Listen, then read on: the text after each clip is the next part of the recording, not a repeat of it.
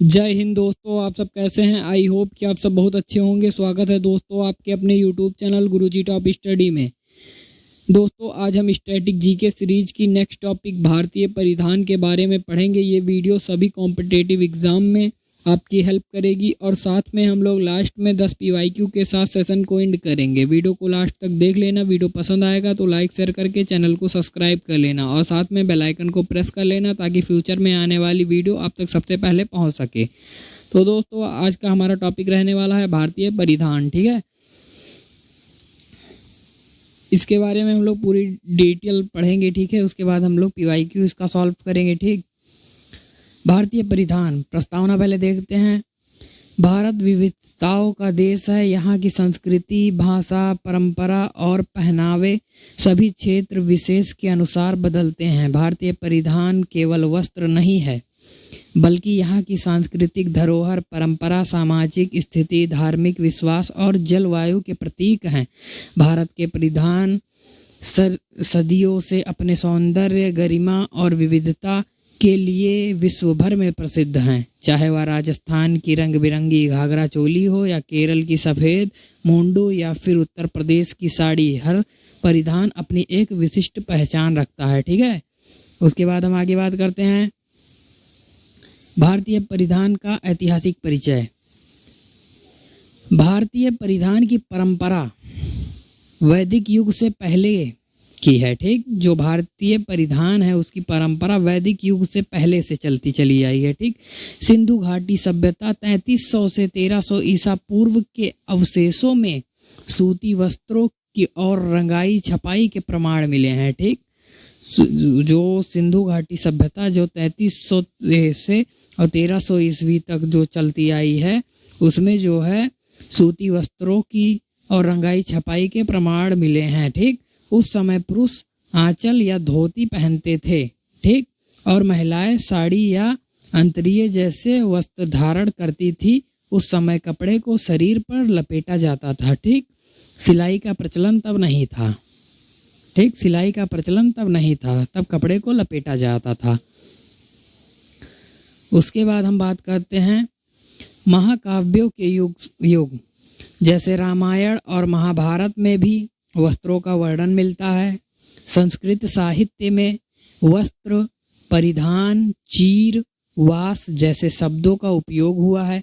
मौर्य, गुप्त, मुगल और ब्रिटिश शासन के दौरान में भी भारतीय परिधान में समयानुसार परिवर्तन होते रहे हैं, लेकिन परंपरागत पहचान आज भी बरकरार है। अब बात करते हैं हम पुरुषों के पारंपरिक परिधान के बारे में। तो पहला हमारा धोती रहने वाला है। धोती भारत के ग्रामीण और शहरी क्षेत्रों में एक पारंपरिक वस्त्र है जिसे कमर पर बांधकर पहना जाता है। यह मुख्यतः उत्तर भारत, बंगाल, उड़ीसा और तमिलनाडु में लोकप्रिय है। विभिन्न समुदायों में इसे अलग अलग नामों से जाना जाता है। ठीक, आप लोग देख सकते हैं, इसे ही धोती बोला जाता है। ठीक, उसके बाद हम आगे बात करते हैं। सेकंड नंबर हमारा क्या रहने वाला है। सेकंड नंबर है जो हमारा कुर्ता पैजामा, कुर्ता धोती। ठीक, कुर्ता एक लंबी ढीली शर्ट होती है। ठीक, कुर्ता जो है एक लंबी ढीली शर्ट होती है। ठीक, उसके बाद जिसे पैजामा या धोती के साथ पहना जाता है या उत्तर भारत में विशेष रूप से उत्सवों या धार्मिक अवसरों पर पहना जाता है। उसके बाद हम अपने तीसरे नंबर की बात करें जो कि रहने वाली है शेरवानी और अचकन। ठीक, शेरवानी और अचकन विशेष समारोह, विवाह आदि में पुरुष शेरवानी या अचकन पहनते हैं जो एक प्रकार का लंबा कोट होता है। इसे चूड़ीदार पैजामे के साथ पहना जाता है। चौथा पॉइंट हमारा रहने वाला है लुंगी और मुंडू। दक्षिण भारत विशेष रूप से केरल, तमिलनाडु और कर्नाटक में पुरुष लुंगी या मुंडू पहनते हैं जो आरामदायक और हल्के कपड़े से बने होते हैं। आप लोग देख सकते हैं यहाँ पे ऐसा ही होता है। उसके बाद हम बात करते हैं, पांचवा नंबर हमारा रहने वाला है पगड़ी। ठीक, भारत में सिर ढकना सम्मान का प्रतीक माना जाता है। ठीक। भारत में सिर ढकना सम्मान का प्रतीक माना जाता है। राजस्थान की सतरंगी पगड़ी, सिखों की दस्तार, मुस्लिम टोपी, गांधी टोपी और महाराष्ट्र की फेटा, ये सभी परंपरागत और सम्मान का प्रतीक है। ठीक। उसके बाद हम बात करते हैं महिलाओं के पारंपरिक परिधान के बारे में। महिलाओं के पारंपरिक परिधान, पहला साड़ी रहने वाला है। साड़ी भारतीय महिलाओं का सबसे लोकप्रिय और प्राचीन परिधान है। यह लगभग 5 से 9 गज लंबी होती है और इसे अलग अलग शैली में पहना जाता है, जैसे बंगाली, गुजराती, मराठी, तमिल, उड़ीसी आदि। साड़ी के साथ ब्लाउज और पेटीकोट पहना जाता है, आप लोग यहाँ पे देख सकते हैं। ठीक।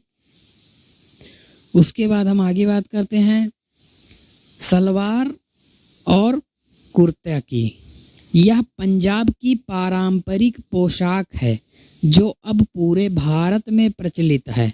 सलवार एक ढीली पैंट होती है और कुर्ता लंबी शर्ट की तरह होती है।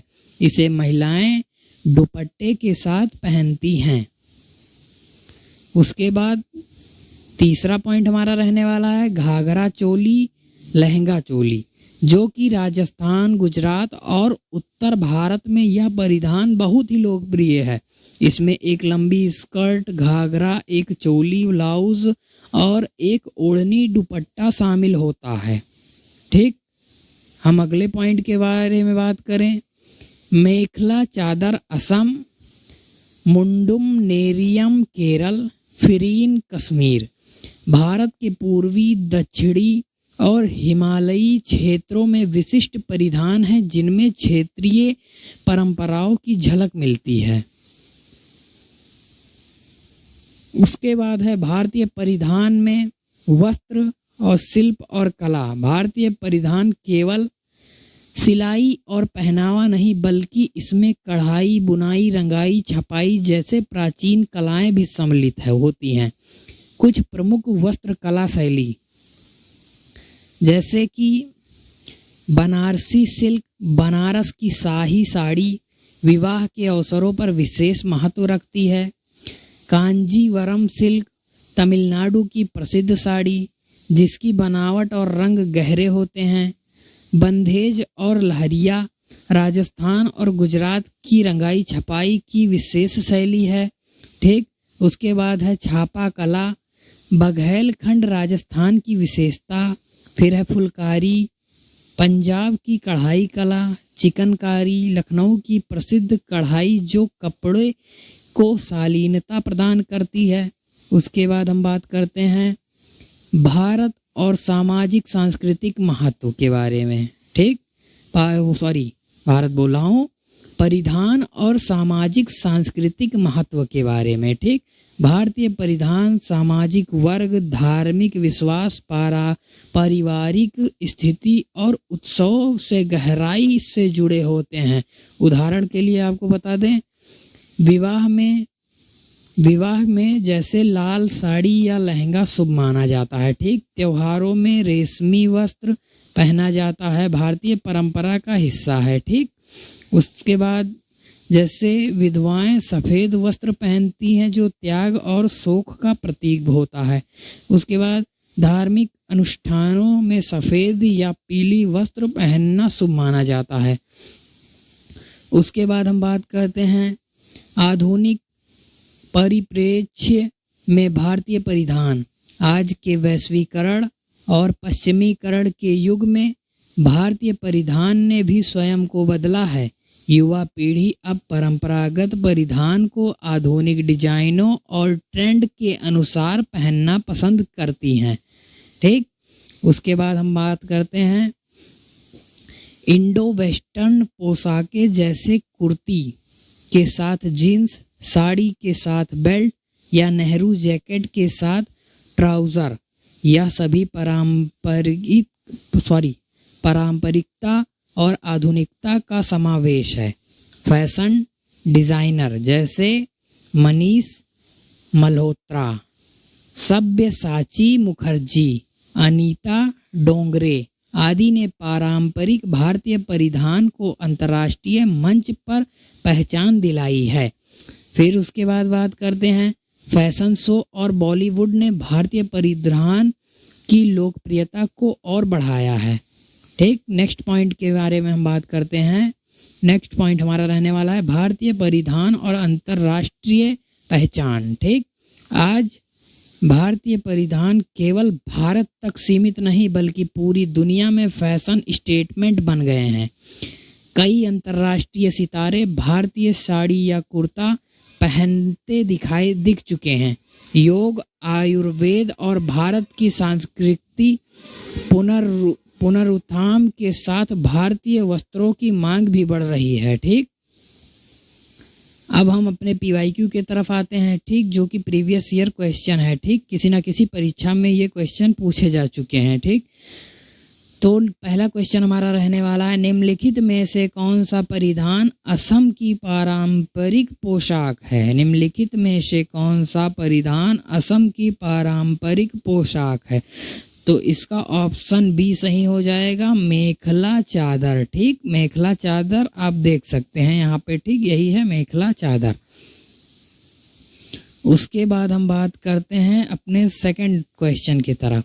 धोती कुर्ता किस राज्य में पारंपरिक रूप से पुरुषों द्वारा पहना जाता है। इसका आंसर बी हो जाएगा, उत्तर प्रदेश में पहना जाता है। ठीक, हम तीसरे क्वेश्चन की तरफ बढ़ते हैं। तीसरा क्वेश्चन हमारा रहने वाला है पगड़ी। ठीक, ये जो पगड़ी है किस क्षेत्र में पहना जाने वाला सिर का परिधान है। तो मैंने आपको पहले ही बता दिया था, यह राजस्थान का है। ठीक, इसका ऑप्शन ए सही हो जाएगा। उसके बाद चौथा क्वेश्चन रहने वाला है खादी वस्त्र किस ऐतिहासिक आंदोलन से जुड़ा हुआ है। ठीक, तो खादी वस्त्र जो है स्वदेशी आंदोलन से जुड़ा हुआ है। इसका ऑप्शन ए सही हो जाएगा। ठीक, स्वदेशी आंदोलन से खादी वस्त्र जुड़ा हुआ है। ठीक, पांचवा क्वेश्चन रहने वाला है गांधी जी ने खादी को क्यों अपनाया। ठीक, गांधी जी ने खादी को अपनाया था विदेशी वस्त्रों का बहिष्कार करने के लिए, शोषण के खिलाफ प्रतीक रूप में, आत्मनिर्भरता को बढ़ावा देने के लिए। उपरोक्त सभी, इसका ऑप्शन सभी तीनों सही है। ठीक है, उसके बाद हम आगे बात करते हैं छठवें क्वेश्चन की तरफ। घाघरा चोली मुख्य रूप से किस राज्य का परंपरा है। ठीक, जो घाघरा चोली है मुख्य रूप से किस राज्य की परंपरा है। इसका आंसर जो है सी सही हो जाएगा, गुजरात। ठीक, सी ऑप्शन इसका करेक्ट हो जाएगा। उसके बाद हम बात करते हैं 7वें क्वेश्चन की तरफ। निम्नलिखित में से किस राज्य में महिलाएं पारंपरिक रूप से नौवारी साड़ी पहनती हैं। इसका आंसर जो है ए सही हो जाएगा। ठीक, ए इसका आंसर करेक्ट हो जाएगा। ठीक, महाराष्ट्र में जो महिलाएं हैं वो नौवारी साड़ी पहनती हैं। ठीक, उसके बाद हम 8वें क्वेश्चन की बात करें। 8वां क्वेश्चन हमारा रहने वाला है भरतनाट्यम नृत्य में परिधान कैसा होता है। ठीक, तो इसका आंसर जो है ए सही हो जाएगा। भारी गहने के साथ पारंपरिक साड़ी रहती है। ठीक, गहनों के साथ जो है भारी गहनों के साथ पारंपरिक साड़ी पहनी जाती है। आप लोग यहाँ पे देख सकते हैं। ठीक, उसके बाद हमारा 9वां क्वेश्चन रहने वाला है कथक नृत्य के दौरान परिधान कैसा होता है। ठीक, कथक नृत्य के दौरान जो है पारंपरिक अनारकली स्टाइल का चूड़ीदार कुर्ता, दुपट्टा, गहने व घुंघरू होते हैं। आप लोग यहाँ पे देख सकते हैं। उसके बाद हमारा 10वां क्वेश्चन है, इसके बारे में बात करते हैं। घाघरा चोली किस राज्य की पारंपरिक महिला पोशाक है। इसका आंसर जो है बी करेक्ट हो जाएगा, गुजरात का। ठीक, बी आंसर इसका करेक्ट हो जाएगा। ठीक दोस्तों, तो दोस्तों आज का वीडियो बस इतना ही रहेगा। वीडियो पसंद आया होगा तो लाइक करिएगा, कमेंट करिएगा और हमारे वीडियो को शेयर करिएगा। और वीडियो पसंद आया होगा तो चैनल को सब्सक्राइब कर लीजिएगा। दोस्तों मिलते हैं नेक्स्ट वीडियो में नेक्स्ट टॉपिक के साथ। तब तक के लिए जय हिंद, जय भारत।